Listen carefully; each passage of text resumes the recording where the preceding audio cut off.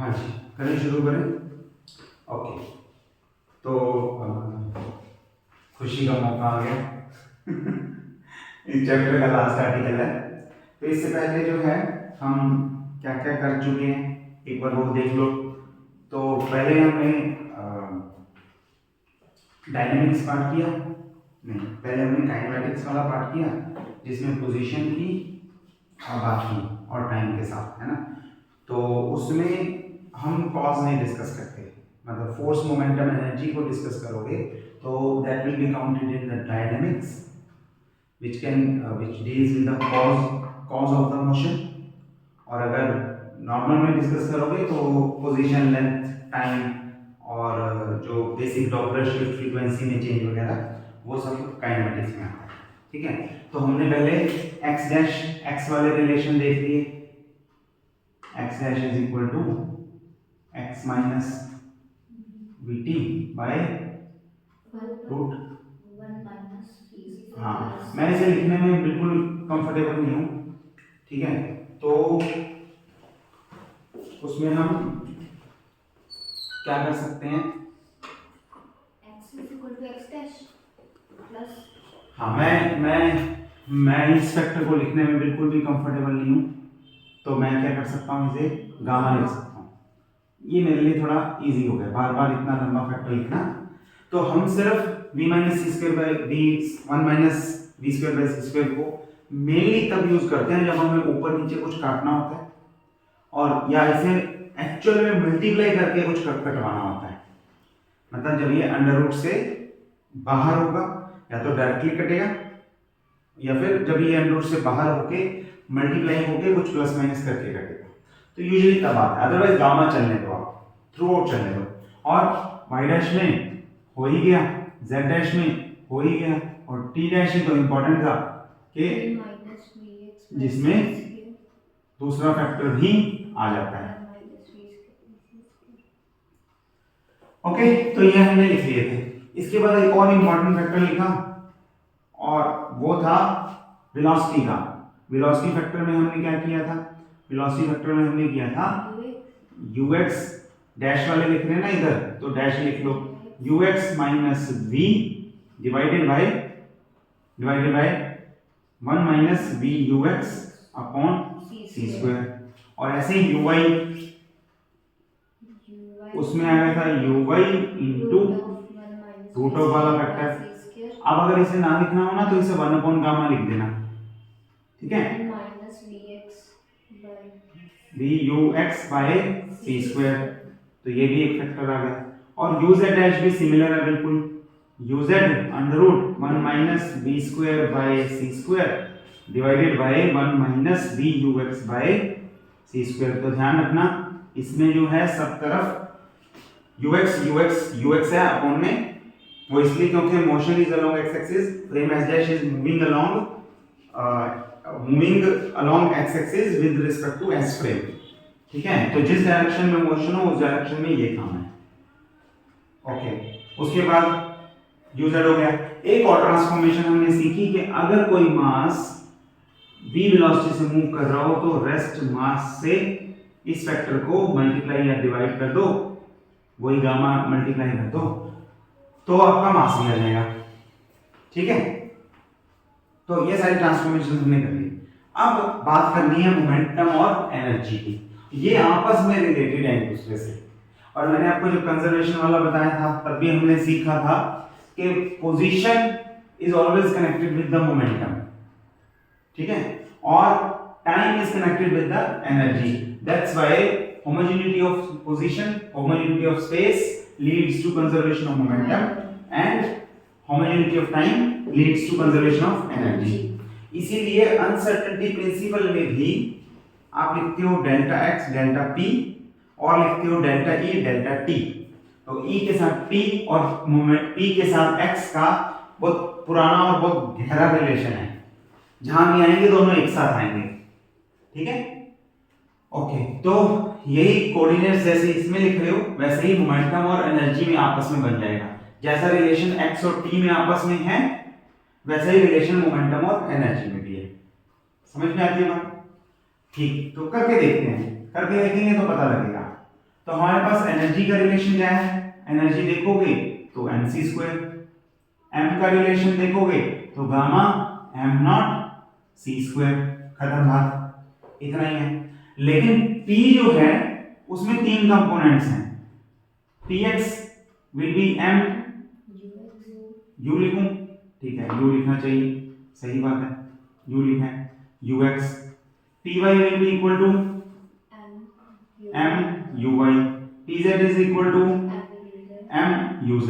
Transformation हमें पता है, दूसरे फ्रेम में लिखेंगे तो क्या होगा, क्या होगा, इसमें होगा e डैश, दूसरे फ्रेम में e dash will be equal to m dash c²। तो m डैश आगे गामा होता है, उसमें रेस्ट मास तो रेस्ट मास ही रहेगा, लेकिन गामा में होता वेलोसिटी फैक्टर, वेलोसिटी फैक्टर जो है वो एक फ्रेम में अलग, दूसरे फ्रेम में अलग। तो यहाँ पे वैल्यू जो है इसकी हो जाएगी m0c² divided by √1 minus u dash square upon c², और दूसरे में होगी u² अपॉन c², है ना। तो मैं यहाँ लिखूं तो 1 minus u² bye c²। Clear है, समझ में आती बात।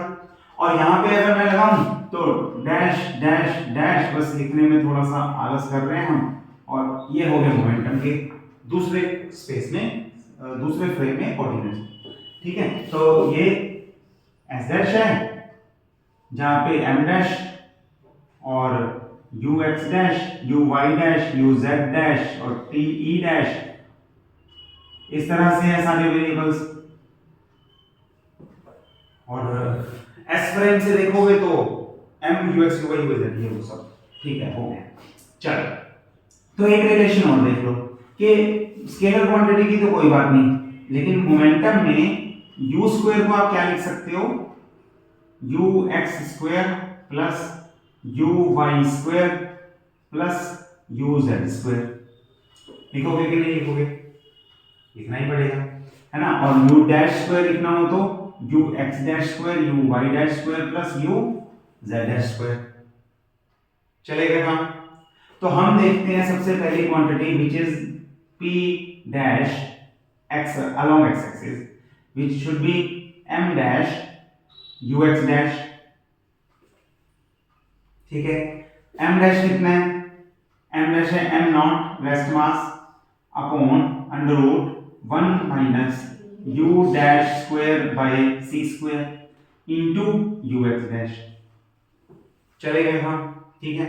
अब ये फैक्टर देखो, y में भी py डैश में भी m डैश आएगा, pz डैश में भी m डैश आएगा, m डैश जो है वो m0 में दिस रहेगा। तो ये वाला फैक्टर सभी में आने वाला है, ये वाला फैक्टर सभी में आने वाला है। इवन कि अगर आप e डैश भी लोगे तो उसमें भी m डैश, उसमें भी m0 बाय दिस, तो ये वाला फैक्टर बड़ा इंपॉर्टेंट है, √1 minus u dash square bye c²। तो हम क्या करते हैं, सबसे पहले क्योंकि ये सभी फैक्टर्स में आने वाला है, सबसे पहले इसी को कैलकुलेट कर लेते हैं, ठीक है। कर दो, इरेज कर दो एक बार, ऊपर से लिखना शुरू करेंगे क्योंकि ये सबसे इंपॉर्टेंट फैक्टर है। तो जब ये हो जाएगा उसके बाद हम बाकी सारे फैक्टर्स को देख लेंगे क्या क्या है। तो सबसे इंपॉर्टेंट फैक्टर कितना है, √1 minus u dash square bye c²। इस फैक्टर को निकालना हमारा टारगेट है। तो अंडर भी बाद में देखेंगे, अंडर तो कर ही लेंगे बाद में, पहले सिर्फ इतना फैक्टर देखो कितना है, पता लगा क्या कर रहे हैं, क्लियर है। तो 1 माइनस u डैश कितना होगा, u डैश स्क्वायर कितना होगा, it will be ux dash square plus uy dash square plus uz dash square bye c²। अब बाकी ये तीनों पुट कर दो, करो पुट, 1 माइनस 1 बाय c² बाहर रखते हैं, ठीक है। ux डैश इतना, y uz, तो अपॉन में 1 minus v ux by c² constant है, कॉमन है, सभी में आएगा, ठीक है। तो मैं एक बार के लिए क्या करता हूं, c² के साथ साथ इस फैक्टर को भी कॉमन निकाल देता हूं, v ux बाय c² का होल स्क्वायर। डिनोमिनेटर तो गया, हो गया। ऊपर वाला देखो, ऊपर क्या आएगा, एक में आएगा ux minus v whole square, ठीक है, plus uy square plus uz square, और दोनों में कॉमन फैक्टर है 1 minus v square by c square. देखो ये स्टेप समझ में आ गया, कोई मुश्किल तो नहीं हुई, ठीक स्टेप है, सिंपल है। तो पहले से आना था ये जो भी हमने पूरा लिखा, इससे आना था uy square into 1 minus this square, और इसमें uz square into 1 minus this square, और ये कॉमन है तो हमने कॉमन फैक्टर अलग निकाल लिया और uy square plus uz square अलग लिख लिया। चलेगा काम, ओके। अब क्या करो, एलसीएम भी ले लो, इसे उधर ले जाओ, ठीक है। तो उधर ले जाके ये बन गया c स्क्वायर, और मैं स्क्वायर भी कर रहा हूं, a plus b square minus 2ab,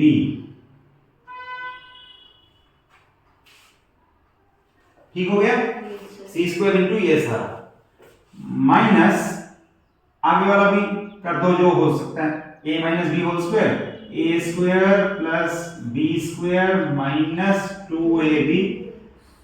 तो अब देख लो, वैसे सिंपल मैथमेटिक्स है, इससे ज्यादा कुछ है नहीं, सिंपल मैथमेटिक्स है, और जितना आप खोल के एक्सपेंड करके कर दोगे हो जाएगा। तो uy स्क्वायर uz स्क्वायर ये वाला ब्रैकेट भी खोल लेते हैं, तो ये हो जाएगा 1 से मल्टीप्लाई करोगे तो uy square plus uz square और minus v square by c square और इनटू uy स्क्वायर और minus v square by c square into uz square, ठीक है। डिवाइडेड बाय वो फैक्टर कॉमन है, वो मैं एज इट इज छोड़ देता हूं, चल जाएगा, ओके। इसके बाद क्या होगा, इसके बाद मल्टीप्लाई करो c स्क्वायर, देखो 1 अपॉन जो ये वाला फैक्टर है ये लिख रहा हूं, c square 1 minus v ux upon c square का होल स्क्वायर, ये तो छोड़ दो, अंदर क्या आएगा, c स्क्वायर मल्टीप्लाई हुआ c स्क्वायर आ गया, प्लस इसको इससे मल्टीप्लाई करेंगे plus v square ux square upon c square, वो कट जाएगा, कैंसिल हो जाएगा, नहीं हाँ, c स्क्वायर बचेगा, c4 कौन c स्क्वायर, c4 था, c स्क्वायर कट गया, c स्क्वायर आ गया, ठीक है, और माइनस 2v ux, ठीक है। मैं लेंथी वे से करवा रहा हूं, चाहे ऐसे लेंथी नहीं है बहुत ज्यादा, एक दो स्टेप्स का फर्क पड़ता है, लेकिन आप ये बिल्कुल सिंपल स्मूथ कैलकुलेशन चल रही है ताकि आपको दिक्कत ना हो, ठीक है। Minus ux square minus v square plus 2v ux minus uy square, क्यों कर रहा हूं मैं, इतनी मेहनत भी नहीं करनी, ux square plus uy square plus uz square, तीनों प्लस हैं तो हम सिंपली इसको तो काट देते हैं और इसको भी काट देते हैं, क्लियर हो गया।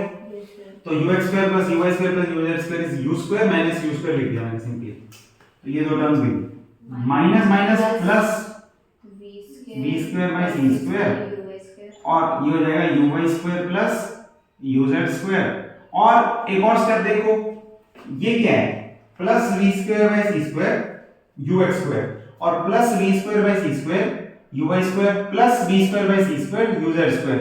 तो अगर इन तीनों फैक्टर्स को लें, इन तीनों टर्म्स को, तो इनमें भी तो वही लॉजिक लगता है, यस सर, लगता है ना, u square by c square, हाँ। तो ये हो जाएगा, इसमें भी हम क्या करते हैं, ये वाला फैक्टर काट देते हैं और यहां से ये x काट देते हैं, तो क्या होगा, ये बन गया u square by c square into v square, चलेगा काम, यस सर, ओके। तो यहां तक हम पहुंच गए। अच्छा, इसके बाद ये कट रहा है, ठीक है, ओके। इसके बाद ये टर्म को अगर मैं u स्क्वायर को इससे कॉमन निकाल लूं, तो पहले मैं क्या करता हूं, c square minus v square अलग लिख रहा हूं इज इक्वल टू नीचे वाली टर्म सेम है, C square minus B square, ये एक टर्म होगी, और minus U square common, common तो ये हो गया 1 और ये हो गया minus this, B square by C square. ठीक है, और अपॉन में वो वाला फैक्टर सेम,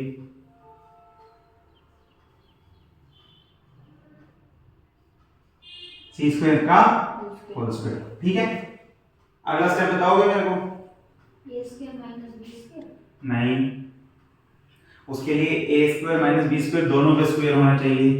हम हमेशा इस फॉर्म को प्रेफर करते हैं, हमेशा हर एक्सप्रेशन सी स्क्वायर कॉमन निकाल। यस, सी स्क्वायर कॉमन निकाल लो, फिर उसमें से 1 minus B square by C square भी कॉमन आ जाएगा। अब 1 minus B square by C square बनेगा, और वो 1 minus B square by C square इसमें भी है, तो वो भी कॉमन निकल जाएगा।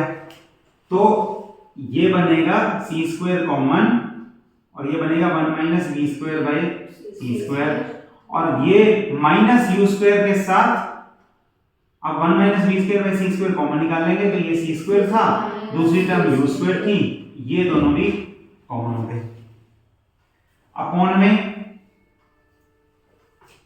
ठीक है, अगला स्टेप बताओ फिर से, C square common, C square common, तो ये बन जाएगा 1 minus U square by C square, और सी स्क्वायर से सी स्क्वायर कैंसिल, तो ये बनेगा 1 minus B square by C square. अच्छा, हम उर्दू लिखने लग गए, अब ऐसे चल रहे हैं, ठीक है, तो ध्यान रखना 1 minus U square by C square, और अपॉन वाला सी स्क्वायर कट गया, और बाकी बचा सिर्फ 1 minus B U X by C square का होल स्क्वायर। ठीक हो गया, चलेगा काम? तो अब हम सारा इरेज कर सकते हैं, अब हमें इसकी किसी की कोई जरूरत नहीं है। फाइनल एक्सप्रेशन हमारे पास है, जो जिस फॉर्म में जैसा चाहिए था वैसा हमारे पास है। किसकी जरूरत थी हमें? 1 minus U dash square by C square under root की, तो इसका अंडर रूट ले लो, तो ये हो जाएगा under root 1 minus B square by C square under root 1 minus U square by C square divided by 1 minus B U X by C square. ये एक काम हम इसमें भी कर सकते थे जो हमने पिछले में किया था कि 1 माइनस, और ये जो B U X by C square वाला एक्सप्रेशन है, इसे कुछ एक्स वाई जेड कुछ मान लो, गामा मान लो, कुछ भी मान लो, बीटा मान लो, ठीक है। वैसे गामा जो है हमारा फिक्स होता है, गामा फिक्स होता है अंडर रूट 1 माइनस 1 अपॉन ये वाला फैक्टर 1 अपॉन 1 अंडर रूट, ठीक है। बीटा भी फिक्स होता है, बीटा लगाते हैं b बाई सी को, बीटा हमेशा लिखते हैं, कहां लिखते हैं, यहां लिखता हूं, बीटा लिखते हैं हम b बाई सी को, अल्फा लिख सकते हैं, ठीक है, पर जरूरत नहीं है हमें। पर हमने पिछली बार x माना था, तो लिखना हो तो सारी जगह जरूरत नहीं पड़ेगी, ऐसे लिख सकते हो 1 minus x 1 plus x 1 minus alpha 1 plus alpha, कुछ भी लेके चल सकते हो। तो अब हमारा मेन काम हो गया, आर्टिकल खत्म, यहां तक कोई दिक्कत है तो पूछ लो, इसके बाद तो मजाक है। तो देखो p x डैश क्या होगा, m dash u x dash, m dash क्या होगा, m not upon under root 1 minus u dash square by c square into u x dash क्या होगा, u x minus v divided by 1 minus v u x upon c square. अब इस factor की value आप यहां पे भरोगे, ठीक है, भरोगे, भर दो m not by under root 1 minus v square by c square under root 1 minus u square by c square, और दोनों के डिवाइड में जो कि ऊपर भी जा सकता है लेकिन हम लेके नहीं जाते, ux बाय c स्क्वायर और इनटू ux माइनस v, और यूजर कितना है 1 minus v ux by c square. ये वाला स्टेप वैसे आप ध्यान से देखने वाला कोई बचा नहीं, आपको समझ में आ ही गया होगा क्या क्या होने वाला है इसके एक्सप्रेशन के साथ, फिर भी देख लो, और सारे एक्सप्रेशन एक साथ करेंगे हम, बार बार नहीं लिखूंगा। तो ये वाला फैक्टर कटेगा, कटेगा, और सिर्फ ux में नहीं कटेगा, ये uy में भी कटेगा और uz में भी कटेगा, हमेशा कटने वाला, ठीक है। तो दूसरा फैक्टर देखो कि एस डैश फ्रेम में वेलोसिटी कितनी थी u डैश, एस फ्रेम में कितनी होगी u, u होगी तो जो मास m डैश उस फ्रेम में m not by 1 minus u dash square upon c square था, वो इस फ्रेम में कितना होगा s फ्रेम में m not by 1 minus m is equal to by c square 1 minus u square by c square। पक्का? ये फैक्टर देखो ध्यान से,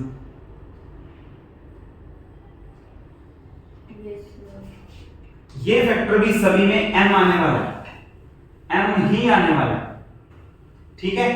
तो अगर आप इसे सॉल्व करोगे तो कितना बनेगा, ये फैक्टर लगा के, ये चीजें लगा के कितना बनेगा, ये बनेगा m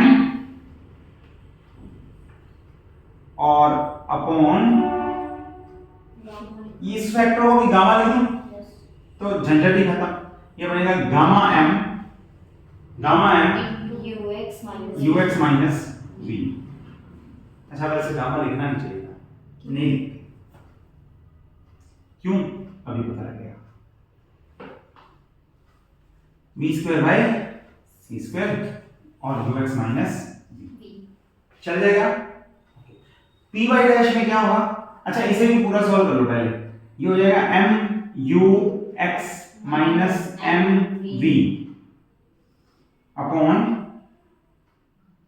गामा, हाँ इंटू गामा, यहाँ पे लिख सकते हैं। यहाँ क्यों नहीं लिखा पता है, क्योंकि जब p बाई डैश में लिखूंगा ना तो uy के साथ आएगा √1 minus v square by c square, मैंने काटना है। pz डैश में भी आएगा √1 minus v square c square, हमने काटना है, तो वो नहीं लिखा। यहाँ पे नहीं कट रहा, अगले स्टेप में लिखो ये,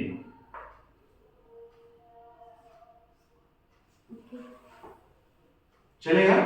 ओके, तो अब MUX मतलब मोमेंटम अलोंग एक्स एक्सिस, तो ये हो गया गामा और ये हो गया PX और माइनस V, M को मैं E बाई सी स्क्वायर लिख दूं क्योंकि E is equal to MC square होता है, तो मैं इसे लिखता हूं PE बाय सी स्क्वायर। देखो कोई डाउट तो नहीं है, कुछ वैसी सी फॉर्म नहीं आ गई, px डैश ई, ये pe bye C square v bye C square into e, नहीं x कंपोनेंट में अगर मैं इसे px कंपोनेंट लिखूं p को, तो ये कंपोनेंट में ये minus v upon C square into energy, जैसे टाइम में वो आ रहा है, ऐसी सी फॉर्म आ गई ना। ओके क्या हुआ, जोर से लगी, इतना मुश्किल है। ओके p बाई डैश में अब क्या होगा, ये हो जाएगा m, इससे ये कट जाएगा, इससे ये कट जाएगा और ये हो जाएगा m into U Y, m into U Y.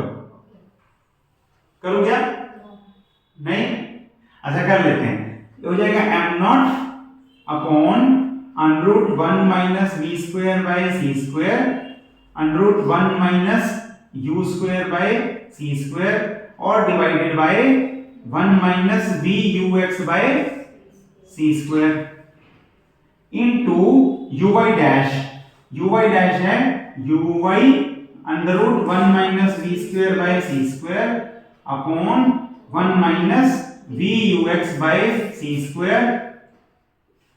ये कटेगा और ये m बन जाएगा और ये u y है, तो ये हो जाएगा m u y और ये हो जाएगा p y, ठीक है। z में अब मैं थोड़ा सा मतलब कर सकता हूं कि z dash is equal to this into z और बाकी सब सेम और ये z, तो z में भी same pz dash is equal to pz हो गया। क्या बच गया, मोमेंटम डन, एनर्जी बच गई। एनर्जी में एनर्जी कैसे करेंगे, इजी है ना, हाँ सिर्फ सिंपल सा मैथ्स है जो ये एक्सप्रेशन में लगता है। लेंथी है थोड़ा सा, ठीक है। अब एनर्जी में कैसे करेंगे, एनर्जी में हम लिखेंगे कौन सा एक्सप्रेशन, ये तो ले ही लें, ये भी ले ही लें, ऊपर वाला तो जरूरत है ही है हमें, इसके बिना तो गड्डी नहीं चलनी। तो अब एनर्जी में क्या होगा, एनर्जी में होगा E dash is equal to m dash c square. m dash कितना है, by root of something something, root of something something divided by 1 minus something, ठीक है, इतना समथिंग वही root of 1 minus v square by c square root अच्छा। Of 1 minus u square by c square. हाँ देखा, याद हो गया इसे, u square by c square ऐसे याद हो जाना चाहिए, 1 minus v square by c square, v ux by c square, 1 minus v ux by c square, ठीक है। आगे क्या करें, आगे क्या करें, तो आगे m not upon under root this को मैं m पुट कर सकता हूं, mc स्क्वायर, और ये हो जाएगा 1 minus v ux by c square divided by under root 1 minus v square by c square. देख लो एक्सप्रेशन में कहीं गड़बड़ तो नहीं लग रही, सिंपल है।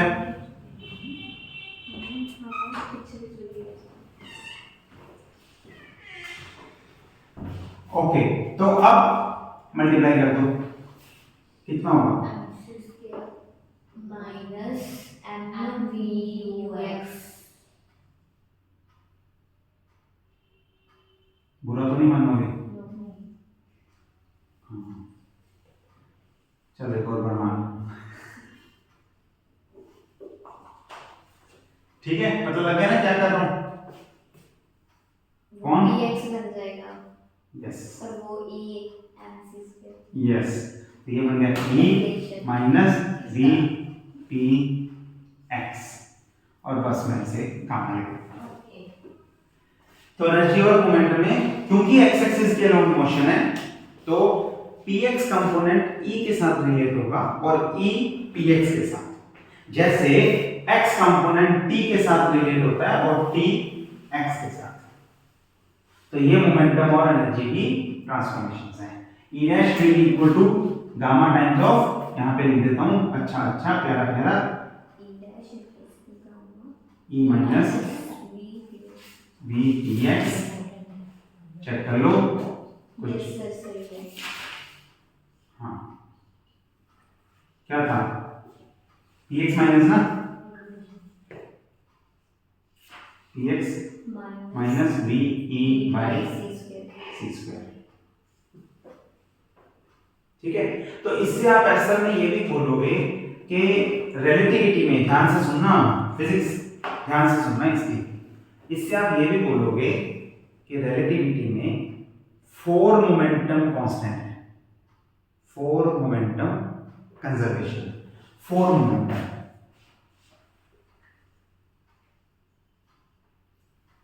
ये रिलेटिविटी की ब्यूटी है, हाँ मतलब मैं और समझाऊंगा, 4 मोमेंटम कंजर्वेशन, ठीक है।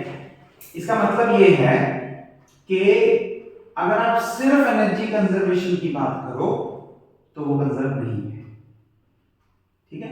एनर्जी किस में कन्वर्ट हो सकती है, मास में, मास किस में कन्वर्ट हो सकता है, एनर्जी में। तो जब हमने मास एनर्जी इक्विवेलेंस किया, हमने बोला मास एनर्जी कंजर्व है, ठीक है, मास एनर्जी कंजर्व है, मास एनर्जी कंजर्व है, ठीक है। अब मोमेंटम कंजर्वेशन भी तो जा रहा है, x कंपोनेंट में अगर आप total momentum p dash square निकालोगे ना, मैं इसे इरेज करता हूं, अगर आप p डैश स्क्वायर निकालोगे तो वो कंजर्व नहीं रहने वाला। अगर आप p एक में मोमेंटम दो और दूसरे में मोमेंटम लिखोगे तो वो कंजर्व नहीं रह रहा। क्यों? क्योंकि उसका कुछ ना कुछ पार्ट एनर्जी में जा रहा है, x कंपोनेंट में जा रहा है ना एनर्जी में, तो ना तो एनर्जी कंजर्वेशन है ना मोमेंटम कंजर्वेशन है। और दोनों बेसिक प्रिंसिपल्स हैं, वॉयलेट हो नहीं सकते। तो इसका आंसर ये है, क्योंकि स्पेस और टाइम, इसे बोलते हैं मिन्कॉस्की स्पेस, 4 डायमेंशनल स्पेस है ये। स्पेस 3 डायमेंशनल नहीं है, स्पेस 4 डायमेंशनल है, जिसमें 3 कंपोनेंट्स हैं स्पेस के, पोजीशन के, एक्स वाई जेड, और 4th कंपोनेंट है टाइम का। ठीक है, तो कई जगह पे इसे 4th कंपोनेंट लिखते हैं, कई जगह पे इसे 0th कंपोनेंट लिखते हैं।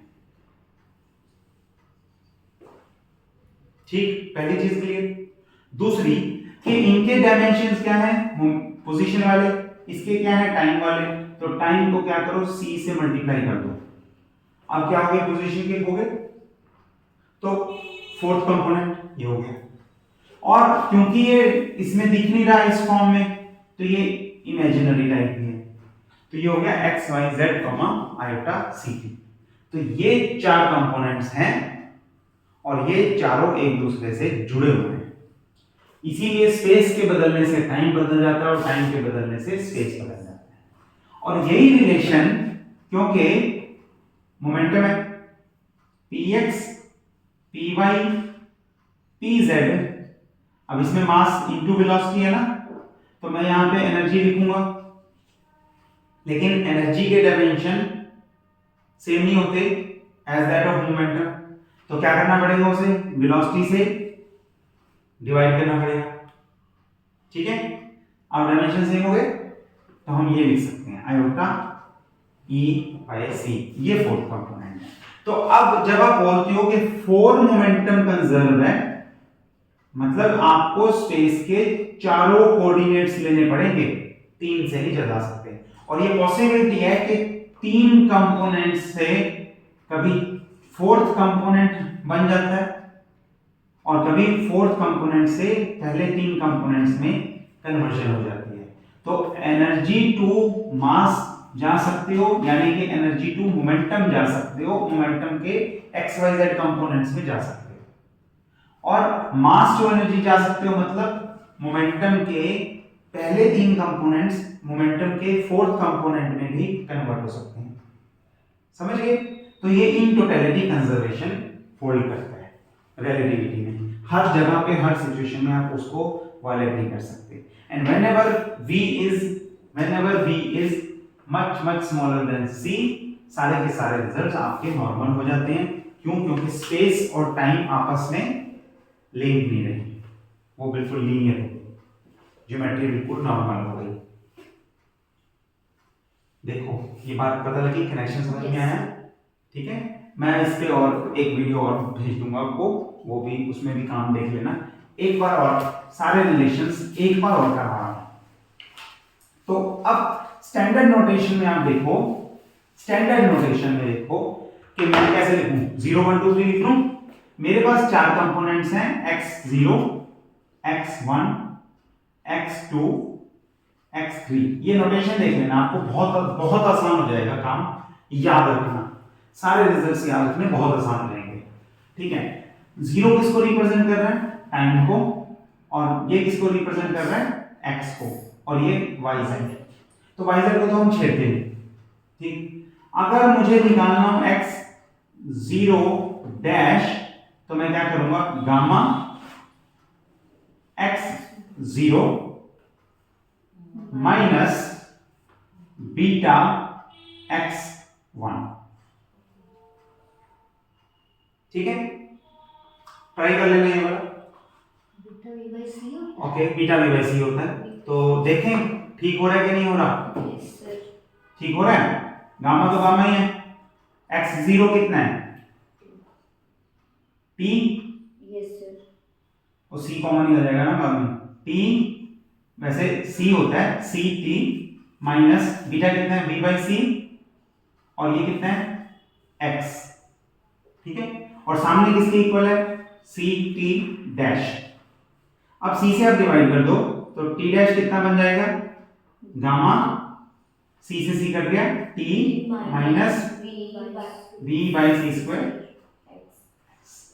हो गया। अच्छा, एक और बात, इसी रिलेशन को ध्यान से देखो, मैं अगला लिखता हूं, जीरो की जगह मैं करता हूं 1 डैश, जीरो की जगह 1 और जीरो की जगह उल्टा हो गया क्या, 1 1 माइनस बीटा एक्स 0, 1 की जगह 0। ओके, अब देखो x1 डैश कितना है, x डैश डैश गामा, ये रिजल्ट मैच कर गया। Yes sir. एक बार और करते हैं। तो अब हमारे पास जीरो कंपोनेंट है E upon C, first component है Px, Py, Pz। ठीक है, अब बताओ जिसका डैश लोगे, एक बार लिख लूं, P zero component dash is equal to P zero component minus beta P1 component into gamma, यही है, यही होना चाहिए। तो जीरो कंपोनेंट डैश मतलब E dash by C square by C है, equal to E by C minus V by C P dash is Px। सी से सी cut जाएगा, यस सर। आ गया रिजल्ट यस सर। सही में, यस सर। ठीक है ना, गलत तो नहीं हुआ। ओके और अगर आप पी एक्स डैश लिखोगे equal to gamma P X minus V upon C into E by C, तो भी आ गया। Yes sir. मतलब ठीक है। तो आपको सिर्फ एक रिजल्ट याद रखना है, क्या, ये सेम में सिर्फ गामा मल्टीप्लाई होगा और ऑपोजिट में माइनस बीटा भी मल्टीप्लाई होगा। सारे एक्सप्रेशन, सारे ट्रांसफॉर्मेशन सब याद हो गए, सिर्फ एक फॉर्मूले से।